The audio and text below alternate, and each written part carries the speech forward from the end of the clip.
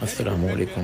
Norway میں ذمہ دار اتنے بڑے بڑے ٹریکٹر کیوں یوز کرتے ہیں؟ اس کی وجہ ہے گورنمنٹ کی طرف سے ریگولیشنز۔ جتنا آپ نے لوڈ لے کے جانا ہے اسی کے حساب سے آپ نے ٹریکٹر کی سلیکشن کرنا ہے۔ پاکستان میں ہمارے ہاں کوئی ریگولیشن نہیں ہے اور ذمہ دار کے پاس اتنے پیسے بھی نہیں ہوتے ہیں کہ وہ جو اس کی ضروریات ہے اس طرح کی مشینری خرید سکے۔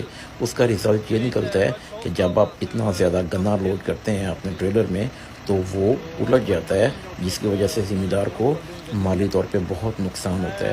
نہ تو کوئی گورنمنٹ سپورٹ کرتی ہے، نہ ہی ذمہ دار کی فصلیں اچھے ریٹ پہ بکتی ہیں تاکہ وہ اپنے لیے اچھی مشین کا انتخاب کر سکے۔